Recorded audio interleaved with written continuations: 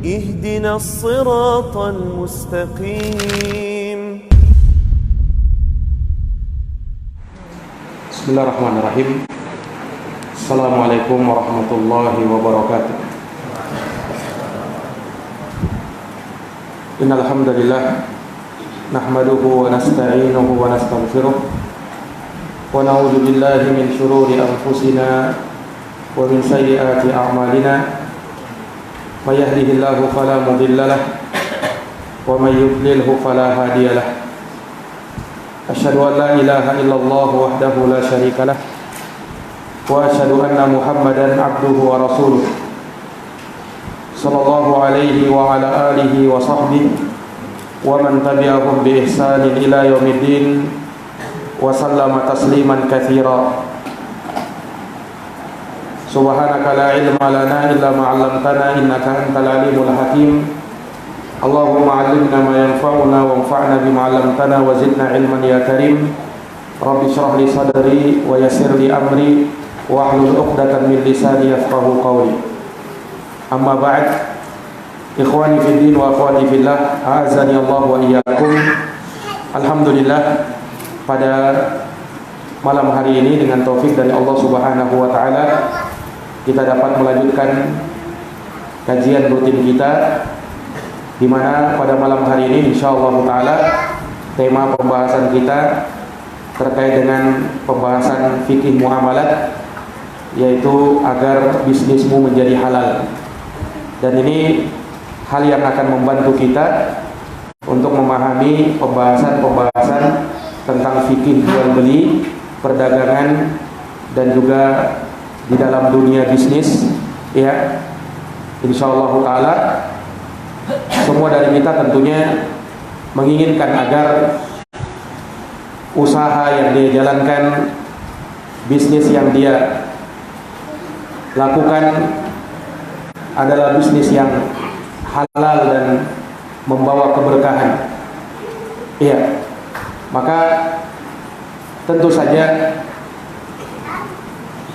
seorang pebisnis yang memperhatikan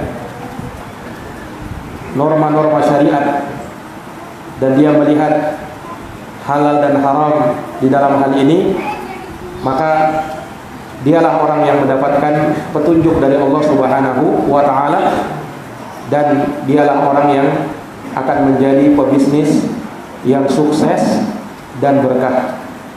Nah, karena terkadang sebagian orang salah dalam memahami arti dari kesuksesan tersebut.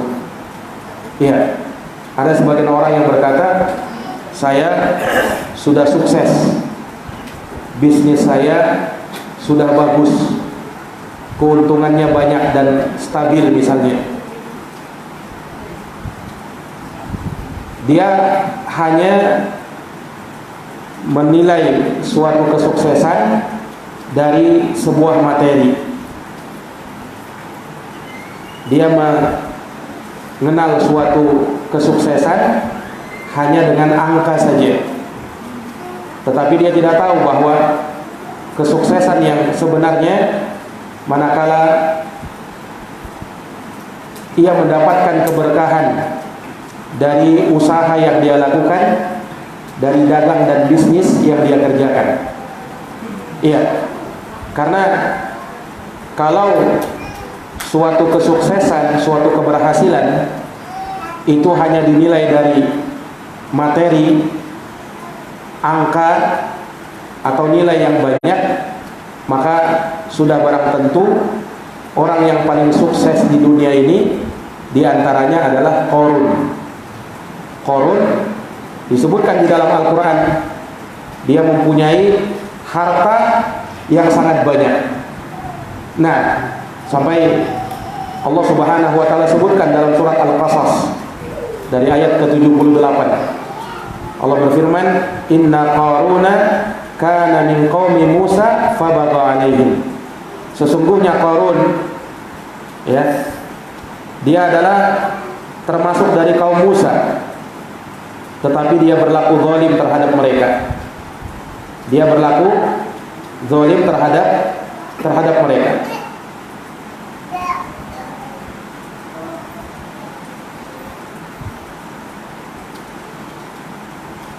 Kemudian dikatakan wa atainahu minal kunuzi ma inna mafatihahu latanu bil usbah ulil quwwah. Dan sesungguhnya ya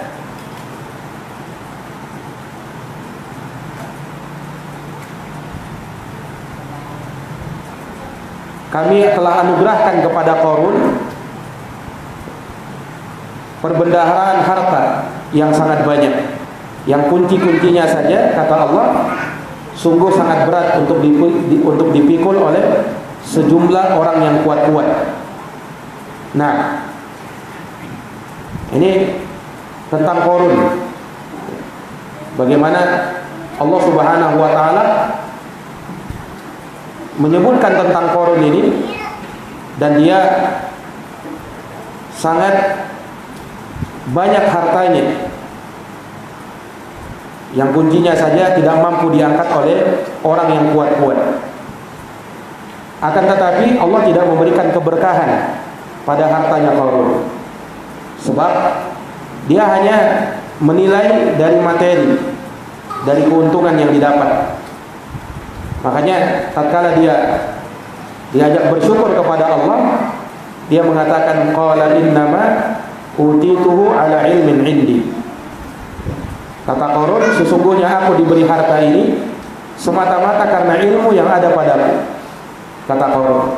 Maka Allah berfirman, awalam ya'lam anna Allah qad ahlaka min qablihi minal quruni man huwa ashaddu minhu quwwah wa aktsaru jam'a. Maka Allah berfirman, tidakkah dia tahu bahwa Allah telah membinasakan umat-umat sebelumnya yang lebih kuat daripadanya dan lebih banyak mengumpulkan harta. Maka Allah menyatakan wala yus'alu an dunubihimul mujrimun, dan orang-orang yang berdosa itu tidak perlu ditanya tentang dosa-dosa mereka. Iya. Kemudian Allah sebutkan bagaimana kesombongan Qarun. Wa kharaja ala qaumihi fi zinatihi. Maka keluarlah Qarun kepada kaumnya dengan kemegahan yang ada pada dirinya. Ini dia keluar dengan harta-hartanya.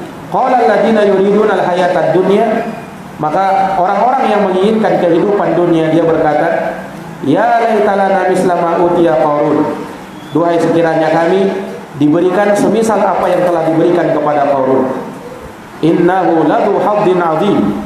Sesungguhnya Qarun itu benar-benar mempunyai keberuntungan yang sangat besar. Nah, itu kan kaum yang terfitnah ketika melihat Qarun. Dia sangka Qarun betul-betul sukses dan berhasil. Maka mereka pun mendapatkan nasihat dari orang-orang yang berilmu.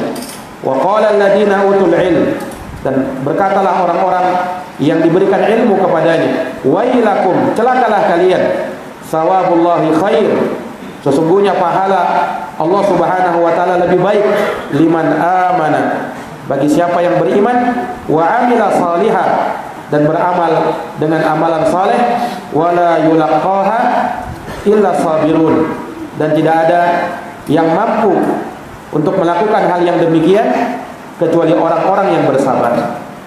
Peringatan dari orang-orang yang berilmu agar jangan sampai tertipu, iya, dengan hartanya Qarun. Kamu sangka dia itu sukses, pada hakikatnya tidak. Dia tidaklah dikategorikan sebagai orang yang sukses. Nah, justru dia adalah orang yang sangat merugi. Iya. Maka bagaimana kesudahan Qarun? Allah ceritakan di dalam Al-Qur'an. Fa khasafna bihi wa bidarihi al-ardh fama kana lahu min fi'atin yansurunahu min dunillahi wa ma kana minal muntasirin. Ya, kata Allah Subhanahu wa taala, maka kami tenggelamkan Qarun berserta rumahnya ke dalam bumi. Di Qarun itu dikubur hidup-hidup bersama rumahnya. Maka tidak ada baginya satu golongan pun yang akan menolongnya selain Allah, dan dia tidak termasuk dari orang-orang yang dapat membela dirinya. Nah, inilah kesudahan Qarun yang dianggap apa? Sebagai orang yang sukses itu. Iya. Kenapa? Karena dia menganggap bahwasanya kesuksesan hanya dari materi, hanya dari angka, dilihat dari keuntungan semata. Nah, Dia tidak melihat pada sisi-sisi yang lain. Iya. Maka kesuksesan yang sebenarnya manakala ia memiliki keberkahan, berkah pada hartanya, berkah pada bisnis yang dia jalankan. Nah, karena perlu kita pahami bahwasanya seseorang terkait dengan masalah harta yang dia dapatkan, pertanggungjawabannya sangat berat pada hari kiamat nanti. Iya. Maka seseorang hendaknya mempersiapkan jawabannya di hadapan Allah Subhanahu wa taala ketika dia mendapatkan harta, ketika dia membelanjakannya, ketika dia mendapatkannya, maka dia harus melihat ya dan bisa membuat pertanggungjawaban kelak di hadapan Allah Subhanahu wa taala. Iya. Kalau kita lihat banyak dari manusia yang binasa gara-gara hartanya. Nah, hartanya mungkin melimpah, sangat banyak, tapi karena itu dia sengsara, dia stres. Maka tidak sedikit orang kaya yang terkadang stres. Nah, ini dia pusing mikirin hartanya terlalu banyak. Iya. Nah, itu baru di dunia. Bagaimana lagi kalau nanti di akhirat? Tentu lebih pusing lagi dia. Ketika apa? Dia tidak bisa mempertanggungjawabkan harta yang dia dapat dan kemana dia belanjakan. Iya. Sama halnya betapa banyak orang yang sengsara karena jabatannya. Nah, karena jabatan yang dia emban akhirnya membuat dia lalai dari ibadah, lalai dari menuntut ilmu, lalai dari banyak kebaikan-kebaikan.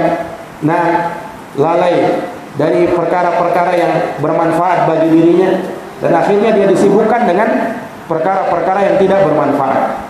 Ya, sehingga jabatan yang dia terima bukan membawa kebaikan dan keberkahan, justru membawa kesengsaraan. Maka jabatan yang seperti ini jabatan yang tidak pernah diinginkan oleh seorang muslim.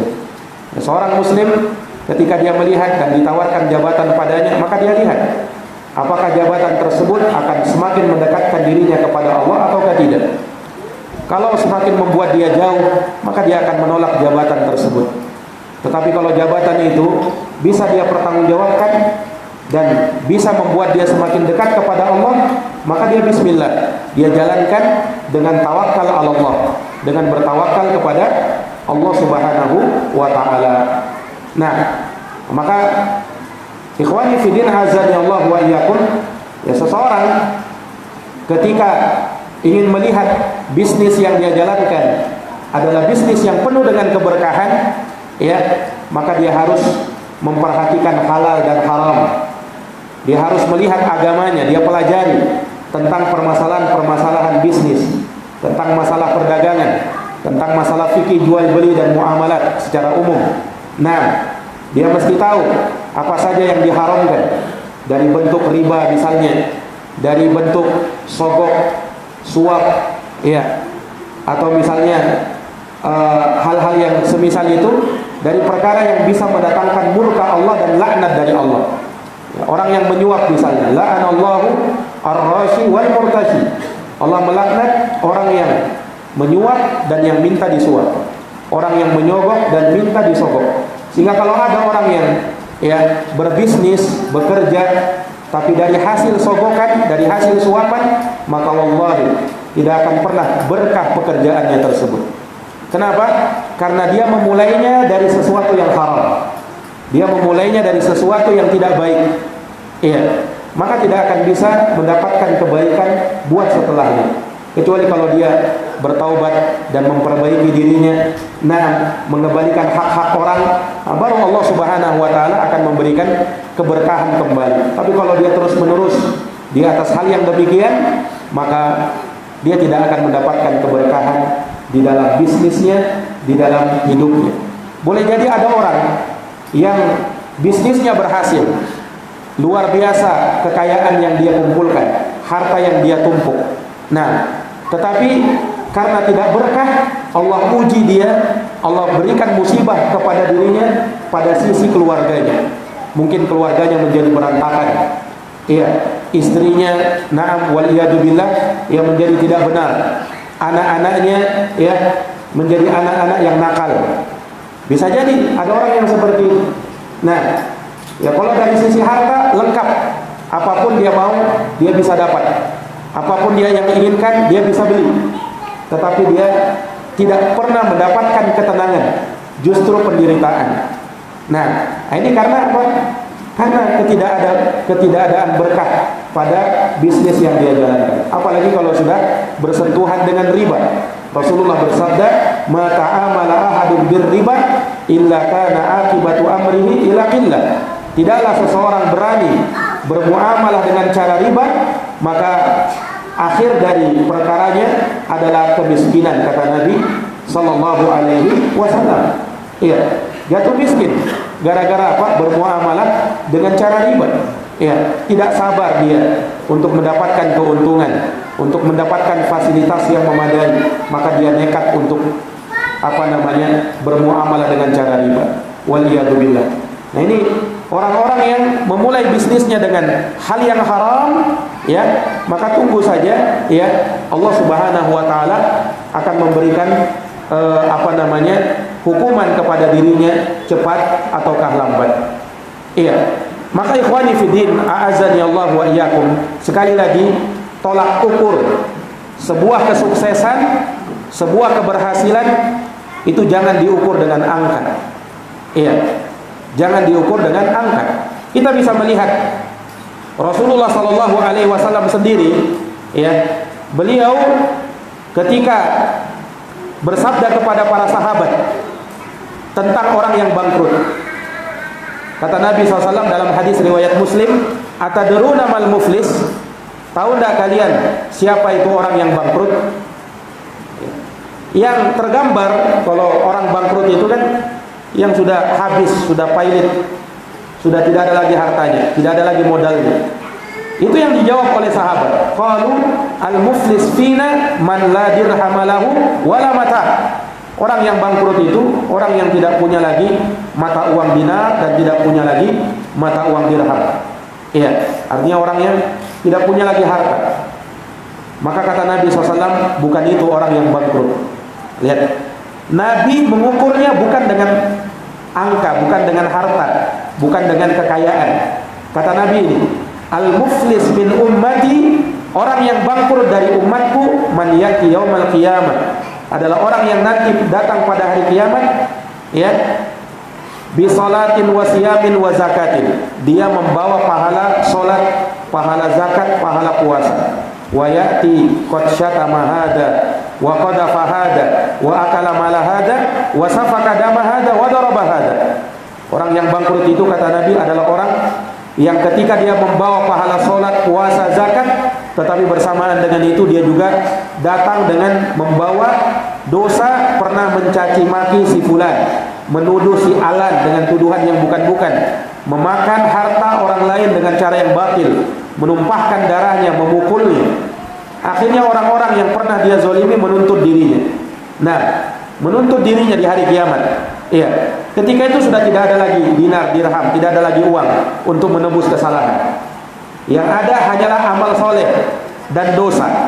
Maka caranya Allah menyelesaikan urusan mereka, orang yang menzolimi ini diambil kebaikannya, lalu diserahkan kepada orang yang dia zolimi.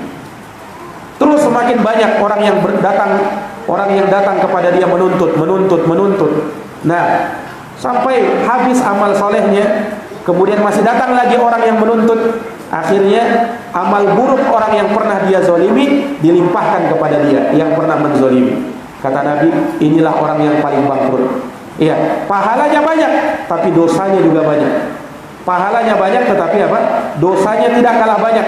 Iya, apa yang dia lakukan tidak kalah hebat dari kebaikan yang pernah dia usahakan. Makanya keliru ya, ketika ada sebagian orang dia melakukan keharaman, meninggalkan kewajiban, ya, dengan menyangka bahwasanya dengan sekedar dia sholat, dengan sekedar dia bersedekah, dengan sekedar dia naik haji, umrah, maka itu semua bisa menutupi kesalahannya.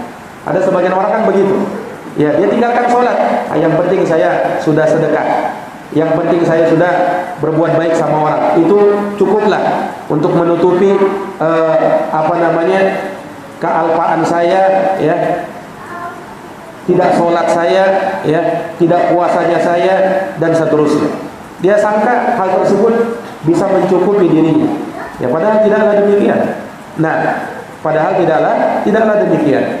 Maka ikhwani fiddin, a'azani Allah wa iyyakum, sekali lagi standar kesuksesan, ya, keuntungan standar kesuksesan itu dilihat bagaimana perdagangan, perniagaan, bisnis yang kita jalankan, ya, adalah bisnis yang halal, yang akan membawa keberkahan, ya.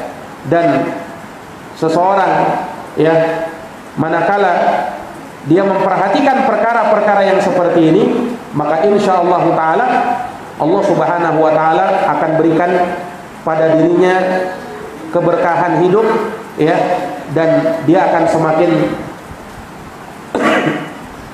berada pada kebaikan, ya, di dunia ini dan insyaallah taala nanti di akhirat.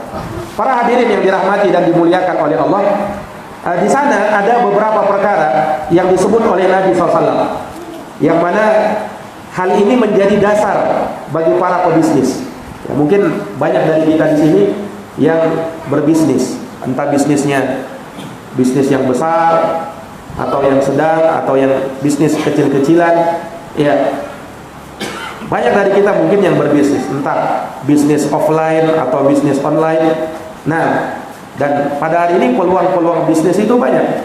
Ya, namun para pebisnis dia harus memperhatikan perkara-perkara, jangan sampai semua itu bisa membuat perkaranya, ya, menjadi tidak sesuai dengan apa yang diinginkan oleh Allah Subhanahu wa taala dan Rasulnya.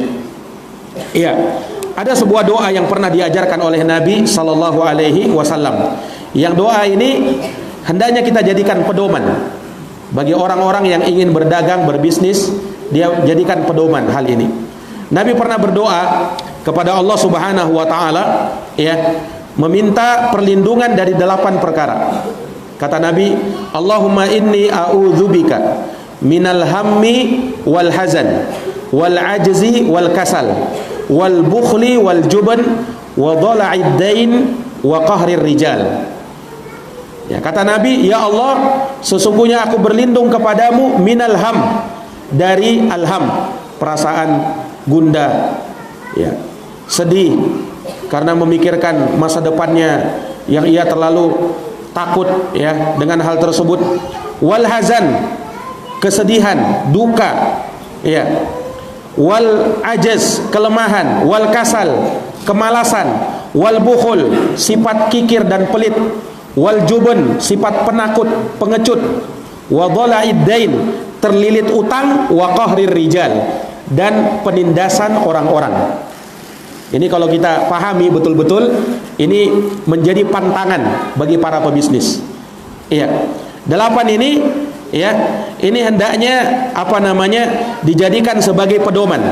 Kalau orang mau sukses, berkah, ya, kemudian bisnisnya menjadi halal, maka perhatikan 8 perkara ini. Yang pertama, Nabi minta perlindungan kepada Allah Subhanahu wa taala minal ham, perasaan gundah. Iya. Kenapa?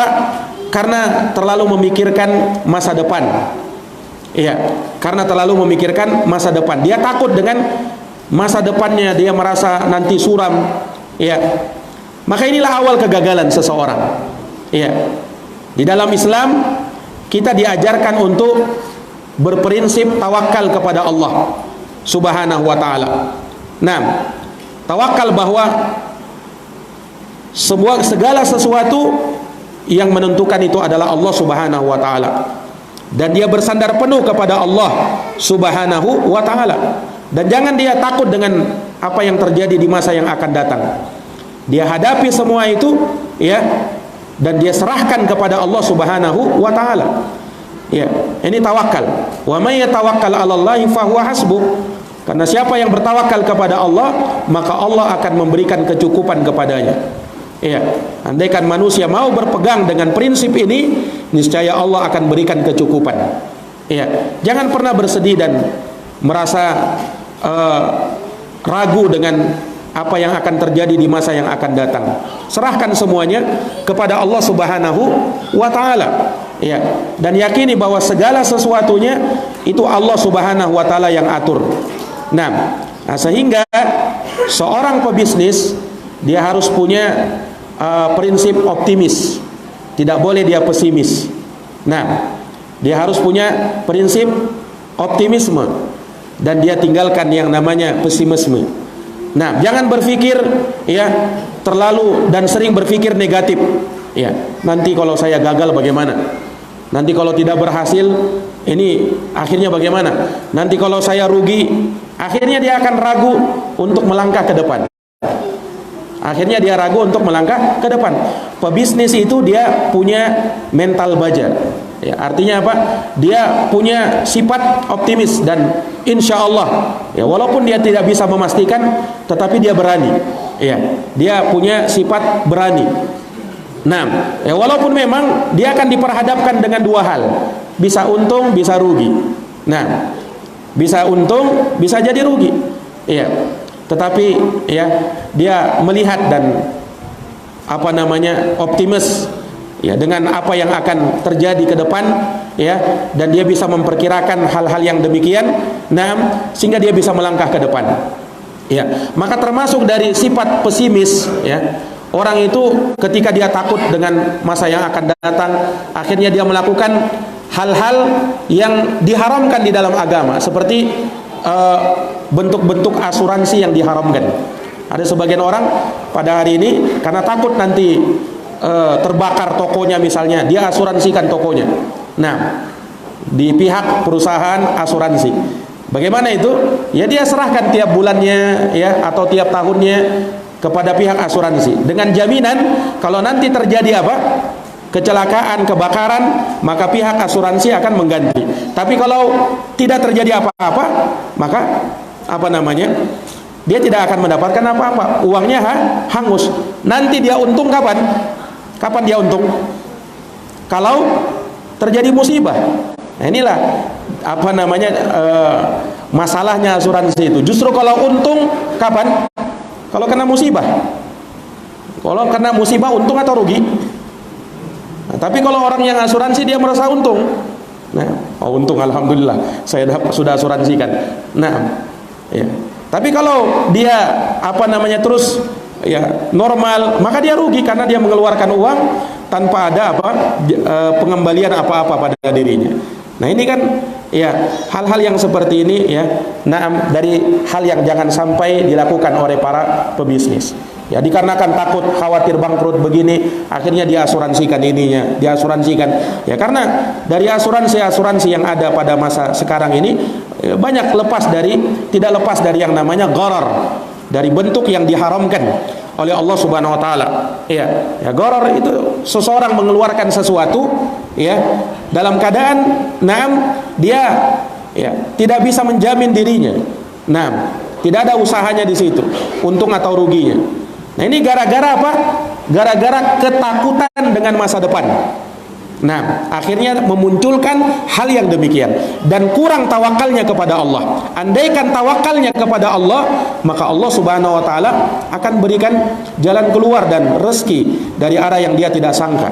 Lau annakum tatawakkaluna 'alallahi haqqa tawakkuli la razaqakum kama yarzuqut thair taqdu khimasa wa taruhu bitana. Andaikan kalian bertawakal kepada Allah dengan sebenar-benarnya tawakal, niscaya kalian akan diberikan rezeki sebagaimana burung mendapat rezeki.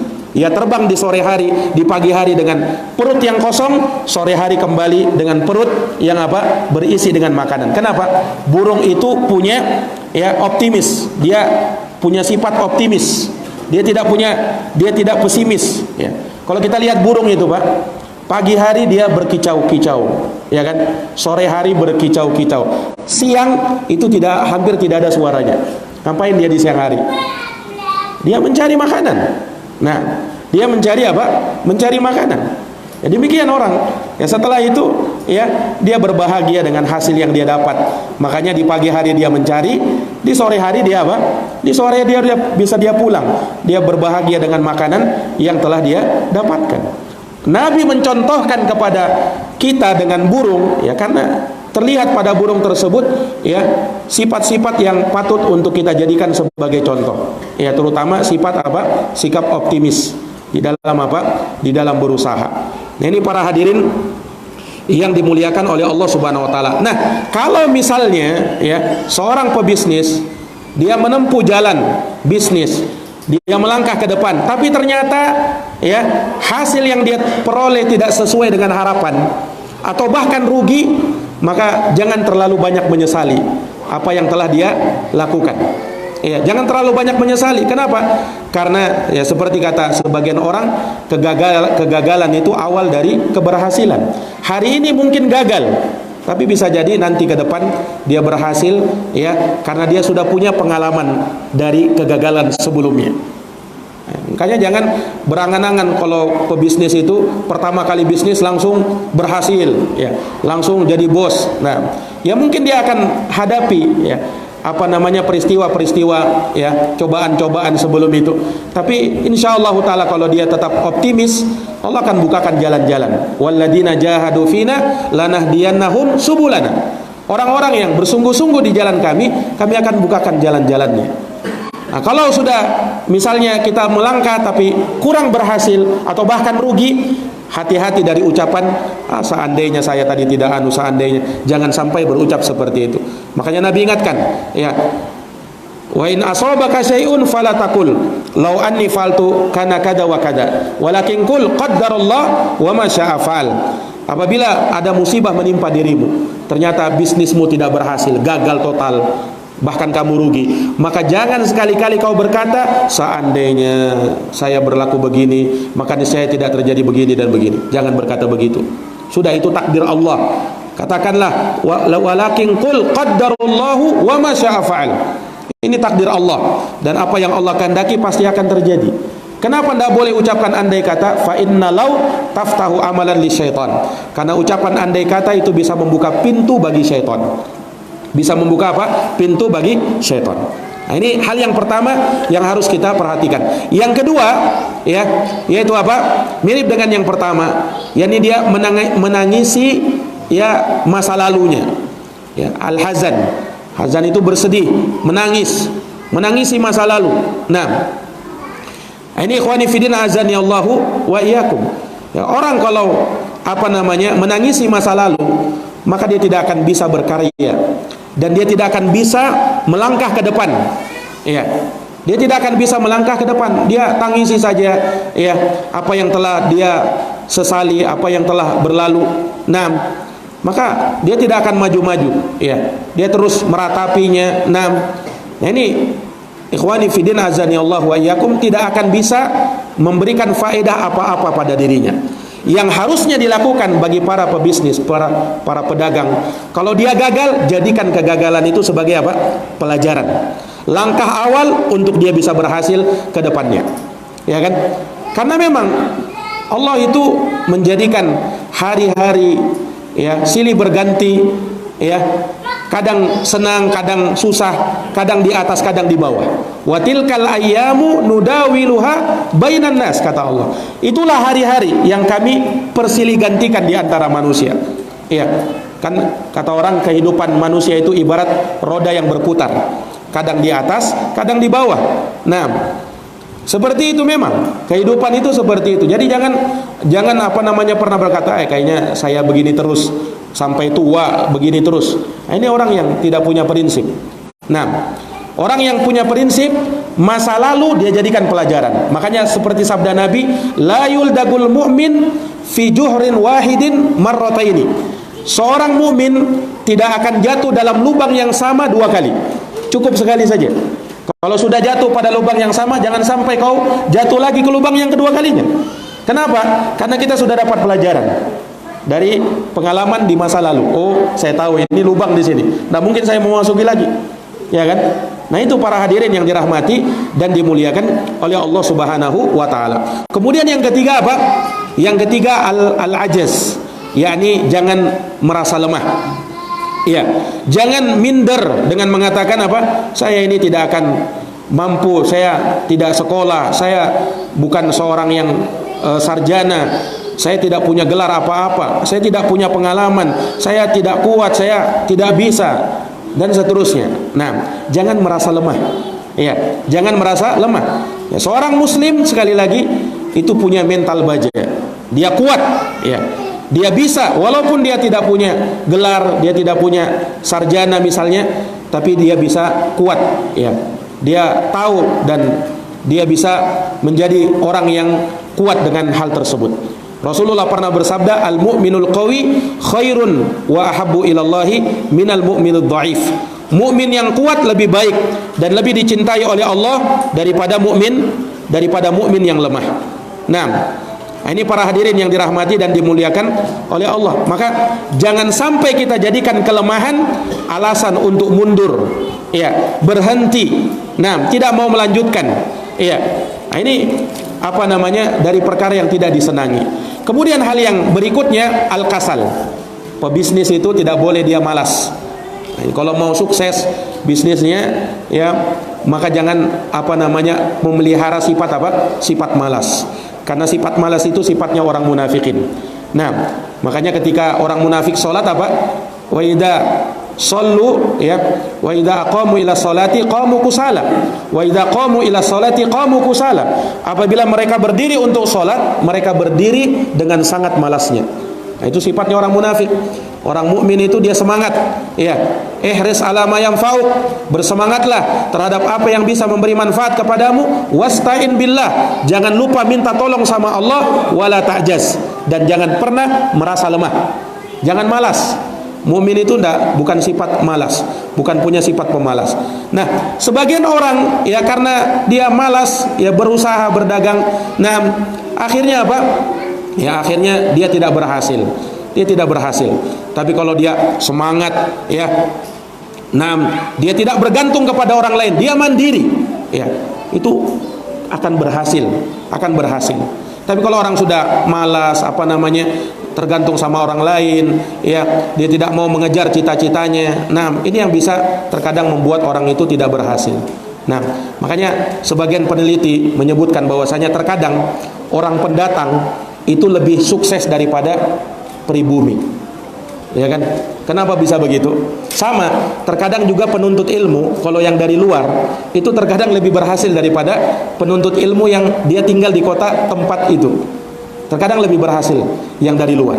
Begitu pula dalam dunia, terkadang orang luar, para pendatang itu lebih sukses daripada orang yang dia tinggal, orang yang dia pribumi di situ. Kenapa? Ya karena harapannya besar, ya kan? Semangatnya sudah ada. Saya ini dari jauh-jauh, ya. Masa saya di sini jauh-jauh merantau kemudian tidak berhasil? Beda dengan orang pribumi. Saya tinggal di sini, ya kan? Nah, sehingga terkadang apa namanya orang pribumi itu, ya, yang justru berhasil para pendatang, yang lebih banyak tanahnya para pendatang. Ya. Sementara yang pribumi sendiri kadang di pinggir-pinggiran saja. Subhanallah. Dan itu terkadang terlihat, ya, hal-hal yang demikian. Nah ini ikhwani fidin azani Allahu wa iyyakum. Apalagi kalau sampai dia apa?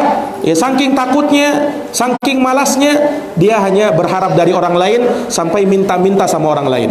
Nah, ini dari hal yang sangat tercela. Rasulullah pernah bersabda, "Ma fataha qaumun baba mas'alatin illa fatahallahu lahu baba faqrin."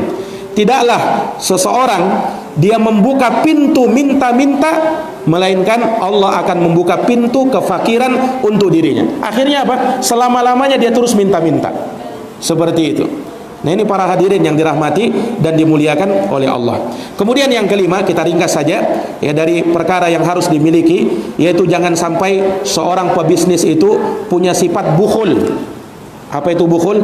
Bakhil, kikir. Ya. Orang pebisnis itu jangan pelit. Nah, kenapa? Karena sebagian para pebisnis, ya, karena dia merasa, ini bisnis saya harus jalan dulu, harus berhasil dulu, baru nanti saya mau memberikan sumbangan, baru saya nanti mau sedekah, baru nanti saya mau zakat. Akhirnya dia menjadi orang yang pelit. Karena dia biasa hitung-hitungan, menghitung penghasilan, pengeluaran, pemasukan, maka untuk sedekah pun dia hitung-hitungan. Ya. Akhirnya apa? Muncul darinya sifat kikir dan pelit. Ya, pebisnis tidak boleh seperti itu. Pebisnis tidak boleh seperti itu. Kalau dia mau sukses, bisnisnya harusnya dia lebih royal dalam urusan fisabilillah, untuk di jalan Allah Subhanahu wa taala. Kenapa? Ya, sekali lagi bahwasanya jangan sampai kita itu mengandalkan diri sendiri dalam berbisnis. Ya, kita juga perlu meminta sama Allah. Kita juga perlu bertawakal sama Allah. Kita juga perlu bergantung kepada Allah Subhanahu wa taala. Nah, dengan kita banyak menyedekahkan harta kita, Allah Subhanahu wa taala akan ganti dengan yang lebih baik lagi. Disebutkan dalam hadits qudsi, ya bani Adam, anfiq unfaq alaika. Wahai anak cucu Adam, berinfaklah, maka Allah akan berinfak kepadamu. Ini Allah akan berikan kepadamu ganti yang lebih baik. Ya. Setiap hari kata Nabi ada 2 malaikat yang turun. Kemudian malaikat ini berdoa, satu malaikat berkata, Allahumma a'ti munfiqan khalafa. Ya Allah, berikanlah ganti yang baik kepada orang yang berinfak pada pagi hari ini. Malaikat yang satunya berkata, Allahumma a'ti mumsikan talafa. Ya Allah, berikanlah ganti yang buruk, kecelakaan, kebinasaan bagi orang yang menahan hartanya, yang kikir, yang bakhil, tidak mau mendermakan hartanya. Kata Nabi SAW. Maka pebisnis tidak boleh bakhil, tidak boleh kikir. Yang keenam, ya, al-juban, penakut, punya sifat pengecut. Pebisnis juga tidak boleh seperti itu. Nah, dia takut, ya. Kalau orang takut seperti yang tadi kita sebut, tidak akan pernah maju-maju. Ya, dia hanya pikirkan, nah, ini modal saya kalau saya gunakan ini, ya, untuk tidak akan ya, tidak akan rugi saya. Tapi kalau saya gunakan modal untuk usaha, bisa jadi rugi saya, bisa jadi rugi. Pengecut dia, penakut. Nah, ini pebisnis susah maju-majunya kalau seperti ini. Nah, kalau pebisnis itu dia bisa mengambil resiko. Dia tahu ini resikonya memang bisa rugi, tapi dia punya optimis, insya Allah bisa berhasil. Nah, ibarat kalau orang sekarang itu ibarat kalau dia mau mancing, ya, orang mancing umpannya udang, ya. Sebagian orang berpikir ini udang kalau saya goreng ini, ini luar biasa ini, Anda jadi mancing Nah, ada orang begitu kan? Iya. Tapi kalau orang yang berpikiran ke depan, ini udang, ini modal ini, nanti saya akan dapat yang lebih besar lagi. Itu hanya ibarat saja. Itu hanya suatu perumpamaan saja. Nah, ini ikhwani fiddin azani Allahu wa iyyakum. Kemudian yang ketujuh, seorang pebisnis itu seperti doa yang dilakukan, doa yang dipanjatkan oleh Nabi, berlindung dari wadhala'id dain, terlilit utang.